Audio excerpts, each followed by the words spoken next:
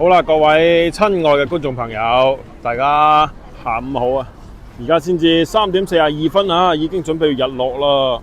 嗱，我趕喺最後嘅時刻啊，白天咧嚟到咗呢一個中央大街啊，咁咧就之前答應過大家嚇，為大家拍一拍咧白天咧呢度係咩樣嘅。咁今日咧就趁呢個視頻啊，咁咧就拍一轉俾大家睇睇。其實咧白天咧，我覺得就同夜晚比啦，其實係類似啦嚇。不過咧睇建築物咧更清晰嚇，更加清楚。所以咧我哋就簡單地喺呢邊咧行一行。之前講過啦，呢度咧就有啲各種各樣嘅叫做風格嘅呢個建築嚇。咁咧主要係因為一條鐵路改變咗呢個城市嘅命運。一條冇記錯叫中東鐵路咧為佢帶來咗各個國家嘅一啲殖民或者講係領事館啦嚇。又要嚟呢度睇下啦。好啦，呢啲就唔重要嘅，重要嘅係咧睇睇條街同埋咧今日咧整體成個天氣咧發生咗好大變化。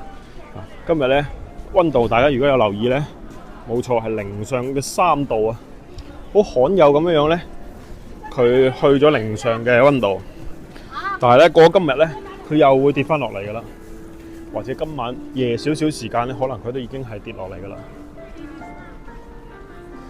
咁點解咧？因為佢落雪啊，雨夾雪咁落咧，所以咧溫度咧反而咧係上升翻。又要欣賞下呢度嘅呢一個各種風格嘅一啲唔同嘅建築物啦。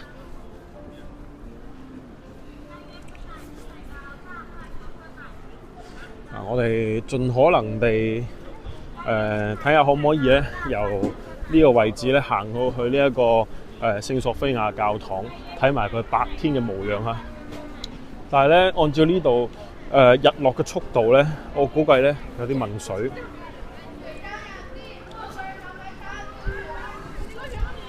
今日咧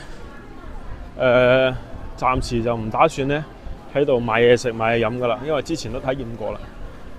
咁呢條街咧好特色嘅係咧，好多一啲叫做中俄商品店啦，因為同俄羅斯好近啊，所以咧好多嘅一啲俄羅斯嘅商人咧會過嚟呢度咧開店做老闆啦，又或者係呢邊嘅居民咧過去俄羅斯攞貨啊。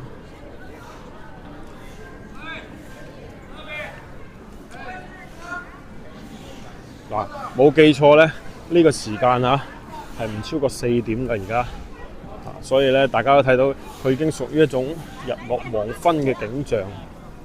咁中央大街呢度咧，因為落過雨同埋因為咧氣温咧比較高，所以呢啲冰融咗。道路兩旁有好多嘅工人咧喺度掃水啊。因為其實咧我哋腳下呢啲麵包石嘅花崗岩磚咧，假設咧濕水嘅情況下咧，會好跣嘅。咁你就好似踩溜冰咁啊！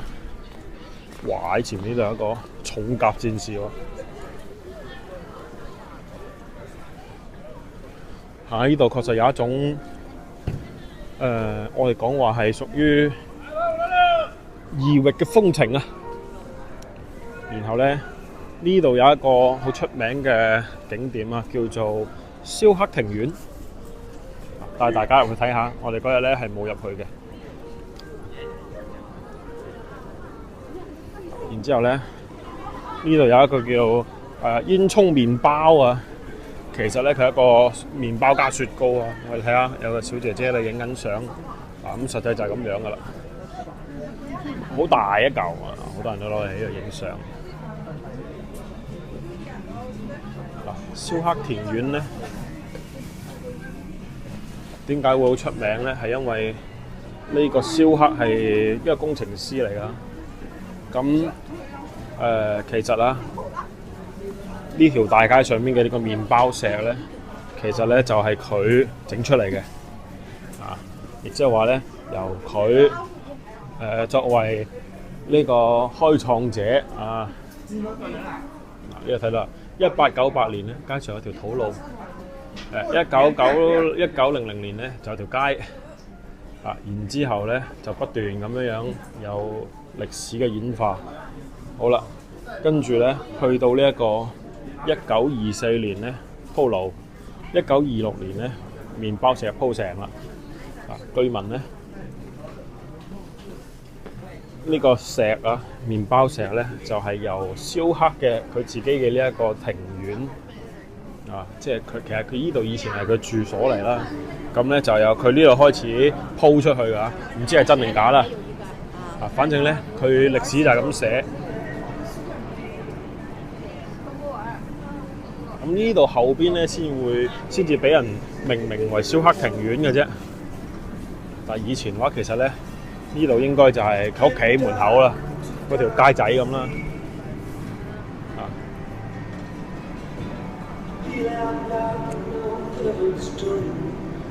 跟住呢度咧有一個梅金麵包。呢個麵包咧，其實所講嘅呢個麵包食嘅麵包就係呢個梅金麵包作為原型啦。跟住咧去作為一個參考，設計出一個咁嘅石頭。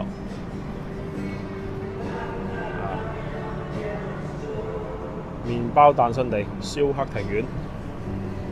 我腳下嘅呢一個位置呢，其實就係一啲未經打磨嘅麵包原石。係1924年嘅時候，呢個蕭克先生鋪嘅。咁呢個已經係超過咗100年嘅歷史。咁其實佢就係本地嘅花崗岩嚟嘅啫。OK。再俾大家睇一睇下，就係呢塊石板地開始啦嚇。所以咧，佢同外邊有好明顯嘅區別咧，就係呢邊咧，佢係高低不平啦，跟住咧亦都係凹凹凸凸嘅一條路，就冇外邊條街咧咁規整嘅。條街嗰啲咧係我哋後邊咧重新再修建嘅嚇。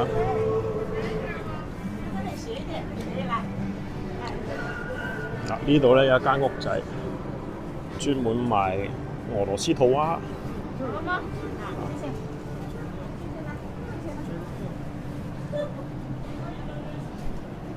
OK， 咁呢一段歷史咧，我哋就帶大家嚟睇咗啦。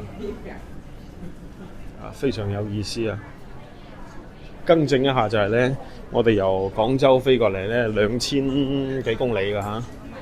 咁咧就遠到2000幾公里咧，帶大家過嚟呢度咧，就足不出戶嚇，可以睇到另一個地方嘅歷史啊！咁所以咧，希望大家啦慷慨啲為我哋嘅頻道咧點一點讚啊，點個訂閱後邊咧我哋會有更加多嘅內容咧，持續咁不斷咁樣咧去為大家更新嘅。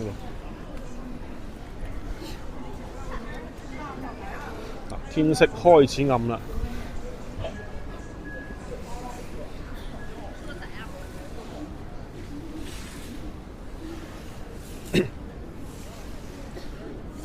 咁其實講到話嚟呢度咧飲飲食食咁計咧，我哋都問咗好多本地人意見嘅，就話其實最好唔好喺呢度附近食嘢因為咧又貴啦，份量又細啦咁。但係我覺得咧可以參考一半啦嚇。其實佢哋嘅價錢呢，我自己覺得咧，其實唔算好貴啊。總體嘅消費各方面啲水平都唔算好貴。咁喺佢哋嘅眼中呢，又貴啦，份量又細呢，係對佢哋本地人嚟講咁對於我哋南方嘅人過嚟呢，其實佢價錢唔算太貴，而且呢份量都係偏大嘅。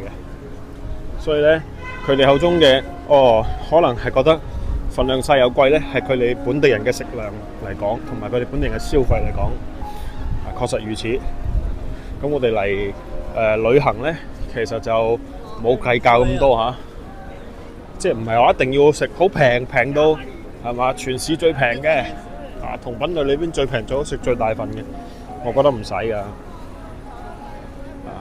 關鍵係旅遊嘅體驗好，因為呢邊咧其實過嚟旅遊咧，會發現出乎意料地咧，佢哋嘅所有人嘅一啲服務嘅意識啦、態度啦，都好好噶。每個服務員都非常有禮貌嘅。用我太太嘅話嚟講，就係話咧，佢哋入去一間餐廳咧，佢哋啲門口嗰啲服務員咧，即係慌死你拉道門咧，佢會俾人扣獎金咁嘅。一見你行咧，冧聲衝過嚟咧，就拉住條門唔俾你開嘅，即係話佢幫你開唔使勞煩你自己去開門。真係慌死你拉隻門咧，佢會俾人扣獎金咁非常之熱情。咁一改咗我對北方人嘅印象啦，因為以前我哋覺得北方人咧可能會會唔會係比較叫做神經大條啲啦嚇，佢哋就冇咁注意啲細節啦比較不拘小節啦，所以咧佢哋喺各方面咧俾人嘅印象就係比較粗線條啲嘅但係咧今次過嚟咧，我又發現咦其實唔係喎，人哋咧甚至比我哋更加細心㗎。呢個咧就係我呢段行程咧最大嘅感悟啦。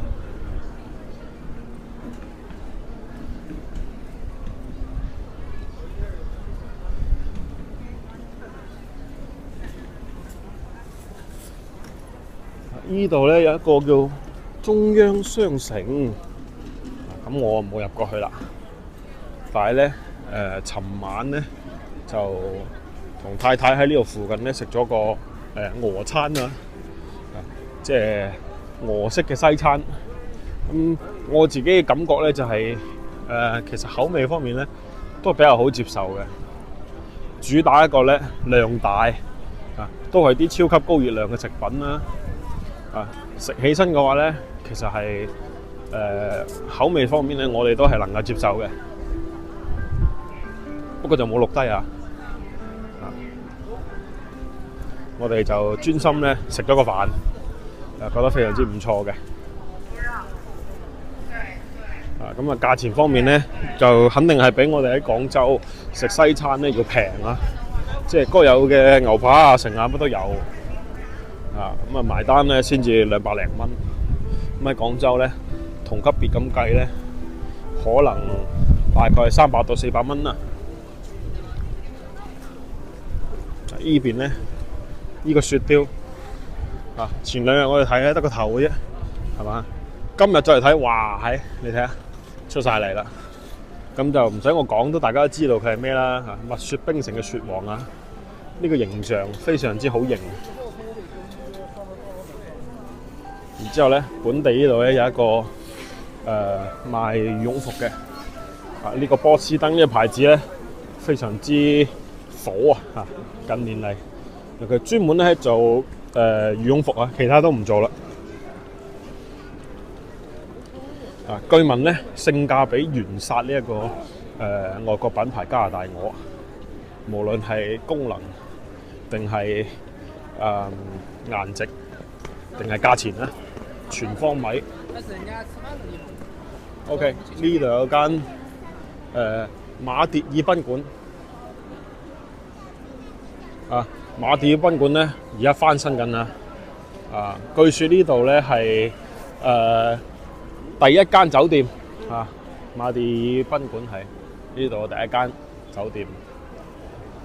其實馬迭爾嘅意思係咩咧？馬迭爾意思就係摩登即係時尚嘅意思。佢喺1906年嘅時候咧已經有㗎啦。呢度有寫啦，當時遠東地區最豪華旅館之一啦。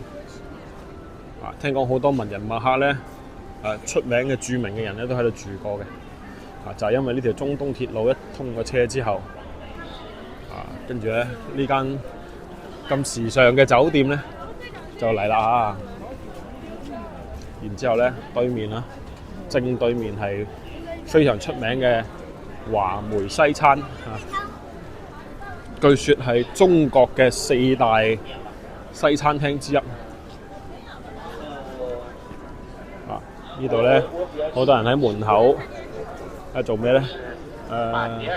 喺度買麵包即係話喺度買嗰個叫做大列巴，即係佢哋嘅大麵包有幾大個咧，好誇張好似啱先我哋喺啱先嗰個叫做燒黑燒特小丸嗰度睇到咁樣嘅嗰個麵包咧，仲大過個人頭嘅。呢度就係我哋之前買雪條嘅地方啦。呢個馬迭爾最出名嘅就係雪條啦。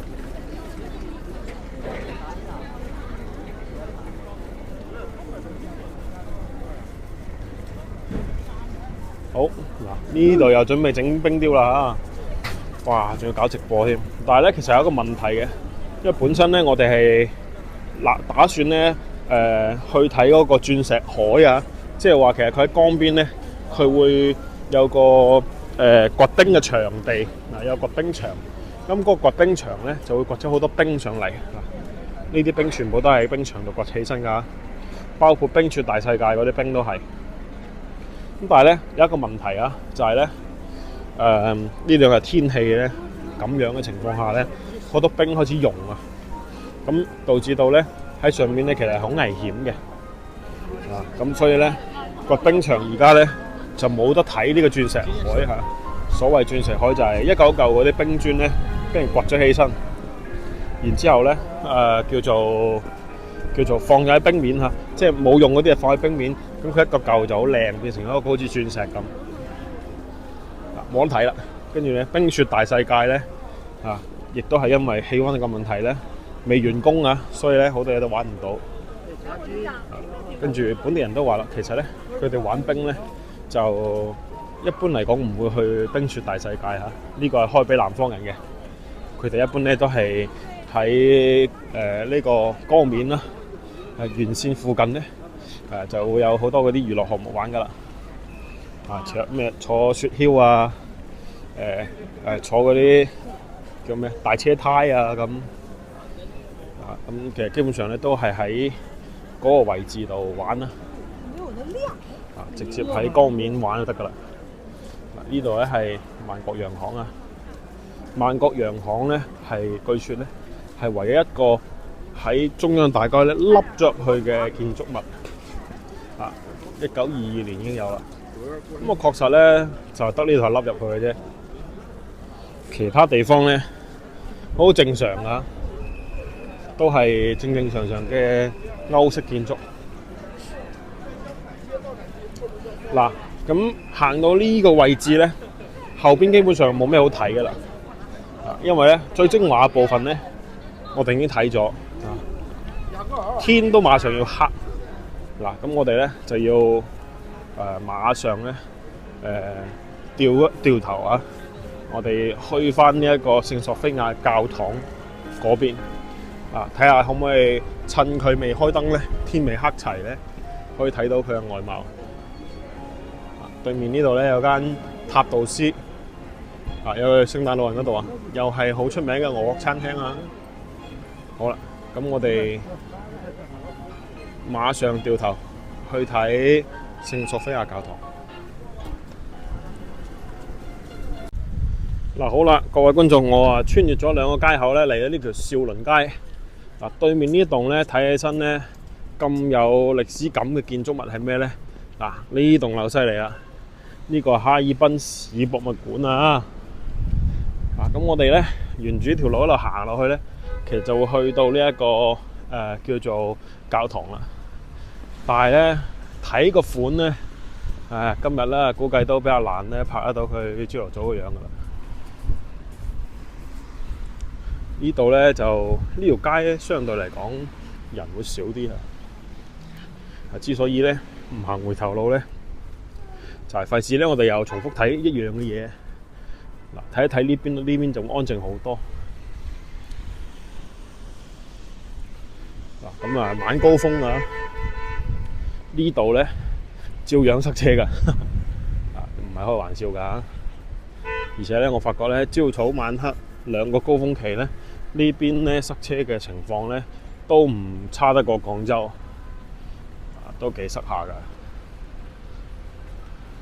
嗱，咁市博物館咧，其實咧都係官方咧推薦大家過嚟睇嘅一個景點嚟嘅。咁啊，如果大家嚟到嘅話咧，有興趣咧都可以過嚟睇下。咁後邊咧時間我會睇住，睇下有冇機會咧，有機會咧都會過去睇下。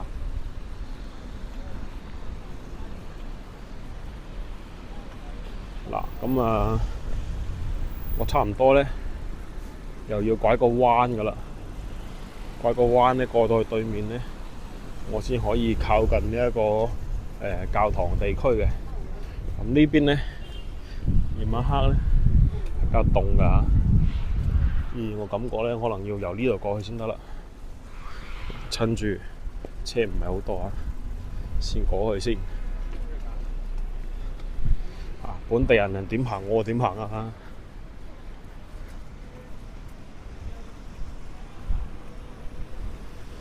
呢度有斑馬線 ，OK， 過嚟先啊！呢邊咧街景咧好蕭霜下，光脫脫嘅。行咗好幾個地方啦，其實呢度唔係好大嘅啫，但係咧都係好蕭霜下啲街景，市容市貌都係咁上下嚇。嗱，而家咧先至幾點啊？陰公司4點2個字咋，黑晒啦！嗱，中學都未放學㗎，學生哥仲喺裏邊打波，睇唔睇到？俾大家睇下。嗱，啲學生都仲未放學，個天咧黑蒙蒙啦而家，已經好似我哋喺廣州6、7點鐘咁嘅款。所以你話喺呢邊咧就總覺得咧啲時間過得真係你又唔可以話佢好慢嘅，只能夠講係佢嘅夜晚黑嘅時間真係太長啦。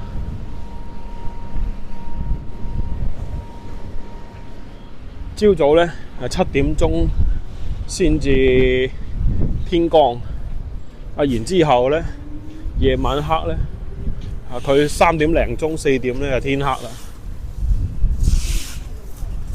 所以咧真係幾犀利下。好啦，感覺我哋轉個彎咧，馬上就到㗎啦。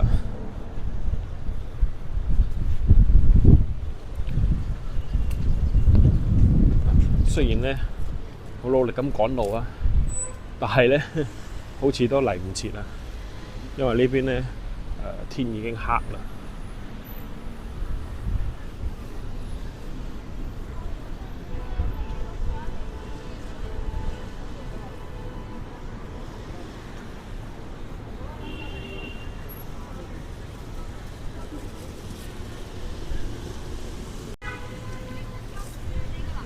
好。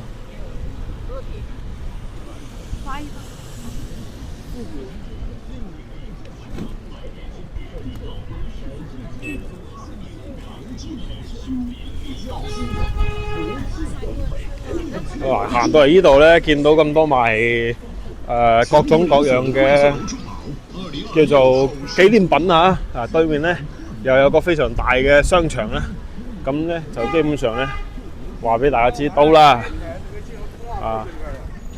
呢個部分咧尋日我哋即係我同太太仲喺度研究，哇咩嚟嘅咧咁啊？點解咁靚嘅咁？收尾我哋咧研究咗下咧，查實呢個咧係大家為咗影呢一啲叫做咩叫做俄羅斯公主所以咧搭出嚟嘅景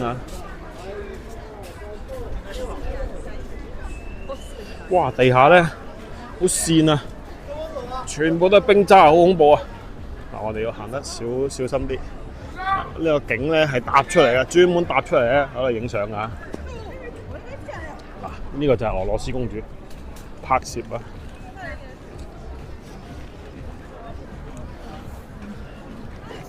好搏命啊！呢個俄羅斯公主咧今日算好啦。尋日啊或者前日咧，哇凍到啊，頭都赤埋啊！咁咧大家着得好單薄咁喺度影相。